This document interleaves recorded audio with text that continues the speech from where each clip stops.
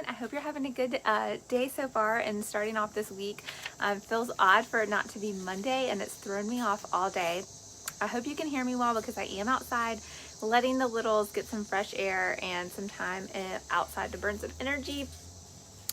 And it can get kind of crazy, so keeping an eye on them as well. But I wanted to hop on and share with you guys some thoughts that I've been having all weekend, because if you guys know, I got certified. Thanks. No, babe, not right now. Not right now, okay? Go play in that sandbox and I'll be done in a minute, and then you can come over here and play in the rocks. They are so low. Okay, so a lot of you know I got certified in life coaching, and part of that is just learning all about personal development and all this stuff, you know, and it's so interesting. And personal development has always been a topic that I just absolutely love, because I am a natural encourager, and I love to encourage people, and I love to help them with everything that's going on in their life. And so I've been reading this really amazing book. It's called The Search for Significance. It's a Christian book, and I read a paragraph in this book this weekend, and it just made me think so much, because if you guys have listened to the podcast, which I hope you have, the podcast is called The Thought Vault. I talk a lot about the power of our brain and how God created us to be renewed every single day.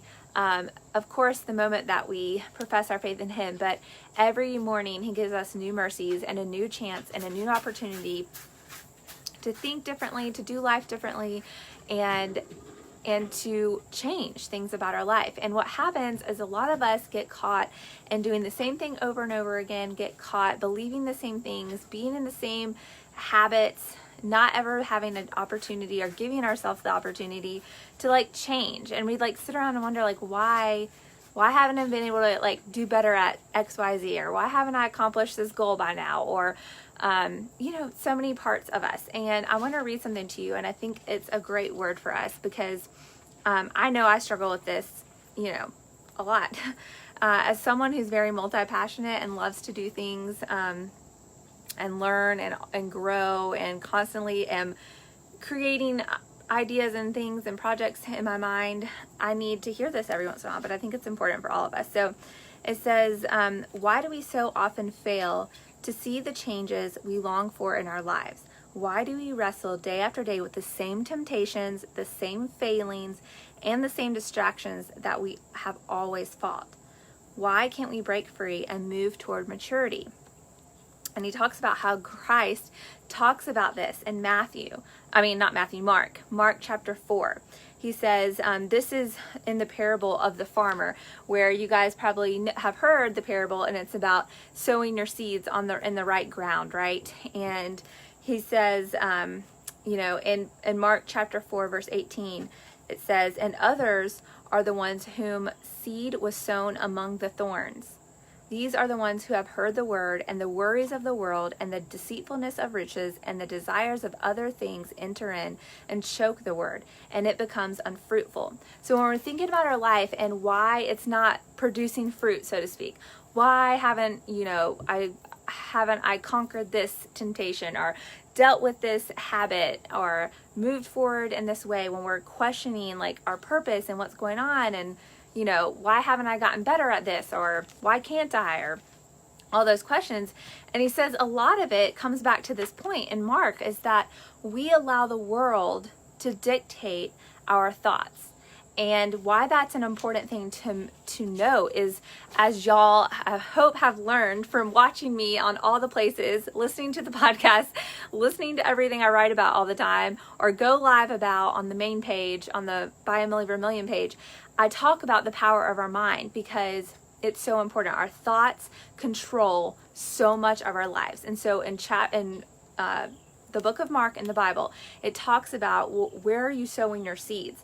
And the first place action starts is here, what you're thinking about. So when we're allowing the world to really dictate our thought life, that is what is going to motivate our actions. So, you know, that includes people in your life. Our parents have nurtured us in a certain way.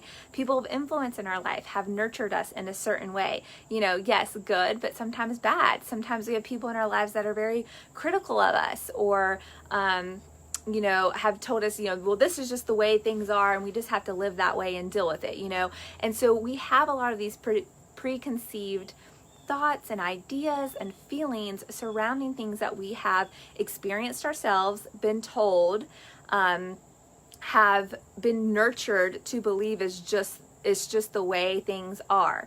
And so it limits our capability of seeing things differently or being motivated in a way that pushes us to do things differently. And really, when we get in habits of things, if we get in a certain thought pattern, a negative thought pattern about ourselves, about our circumstances, you're never going to see a new outcome. You're never going to experience a different experience in life. You're never going to accomplish that thing that you dream about and fantasize, oh, wouldn't it be wonderful if. You're never going to experience that if you don't start understanding where you're sowing your seeds. And that's why I talk about, especially on the podcast, I talk about the importance of meditative prayer and meditating over the word of God and really being in your Bible every day and praying every day and doing brain work, affirming the truth of who God says you are, affirming that in your mind, waking up and say, I'm wonderfully and perfectly made. I can do all things through Christ who strengthens me. And when we're affirming ourselves and the truth of who God says we are over our lives, our actions are going to start matching those thoughts because they're motivating, even if you don't realize it. Oh yeah, I just need to think that's going to happen and it will. Well, scientifically it is proven that it will, because little by little you will start taking different actions. You will start looking into this thing over here that you've been interested in a little bit more, and you will take an opportunity during your day to learn this, or pick up a different food item, or you will do small incremental things that are motivating you towards that level that you are thinking about and wondering about and dreaming about, and getting you past this habitual state that you've been operating in, because a lot of us are doing the same thing every single day. So you're never going to see a different result when we're living our days so habitually. And I think it's important in this time that we talk about and recognize the importance of what the world is saying to us. Guys, it is so polarizing, the climate that we're living in, politically, spiritually, culturally, all these elements that we are having to literally just witness and listen to and hear about on the news, on social media, just everywhere. And a lot of times we think, oh, well, that's not really bothering me. It's not like I'm staying up at night wringing my hands about that. No, you're not, but you are subconsciously taking in all this information, and it's shortcutting your brain. When this situation is happening, this is what the world says about this. When this type of interaction is occurring, this is what your mind's immediately going to think about, because it's all about conditioning. And so we have to really set boundaries of what we're consuming, how we're consuming it, how much of it we're consuming, and understanding that first and foremost, we are children of Christ. And our identity is in Him, not of this world. And so that is the best medicine against getting caught in this negative thought life, in this negative trap of, I can't, I never will, there's no way I could.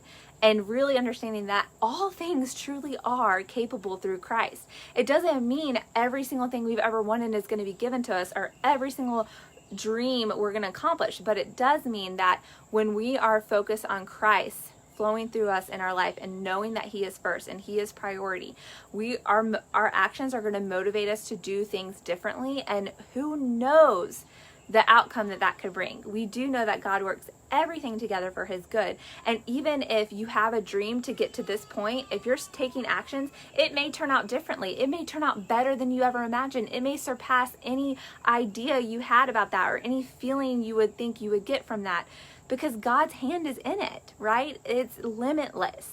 And we live in a body that feels limited. We live in a mind that feels limited, because that's the nature of sin. That's the nature of our existence. We don't see all the possibilities that God sees, but we do have the choice to seek Him first, to recognize what we're thinking about, why we're thinking it, and do something to change that. Because the only thing that makes your body and your mind do stuff starts with what you're thinking about.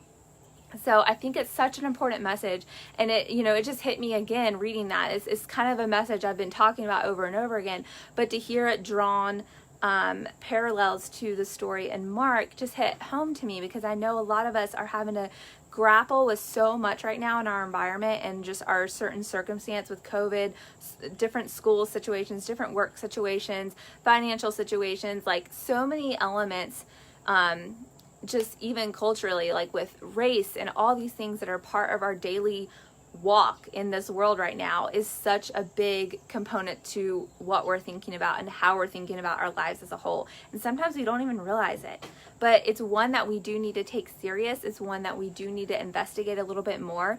And if there's a temptation, if there's a temptation or something that you keep failing at, or a goal you just can't reach, really ask yourself why. What are your thoughts around that? Do you just dream, oh, it would be nice if I could, but you're never telling yourself, I can do that, right? And so it really matters what you're thinking about. It really matters what you're sowing your seeds in. Are you resting who you are on the foundation of who Christ made you as, or are you resting on the foundation of what XYZ has always told you? Oh, you'd never be good at that, or oh no, you just need to go do this, that's the safe bet. Who are you listening to? Who's having the most influence in your life right now? And it could be yourself. You just telling yourself you can't do something, or feeling like you're not capable in some way.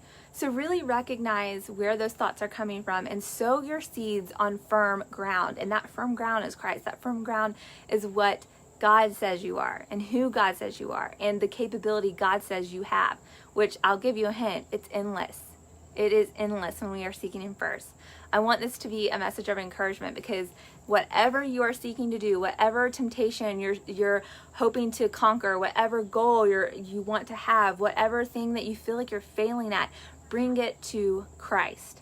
Learn what His Word says about you, and really work on what you're thinking about. And you are going to see these motivating elements to your life just blossom. And you're going to see yourself be energized and re-energized to do things a little bit differently, to, take those next steps and really get your body moving in the direction you want it to go, in the life that you want to live. You are in control of that. God gave us free will. So you have to take the action and put behind it what you're thinking about, so that you can really understand what you're doing and why you're doing it. And when you can get a handle on what you're thinking about, so much of your life will change. So much of your life will change. And I'm proof to that. I mean, it's been a road to overcome things and to get past things and to accomplish things. And I will say, all of it had to start with me deciding it was going to change and that God was in control. So I hope this encourages you. I hope that you have a wonderful day, and be looking into this week for more posts and things like that in this group.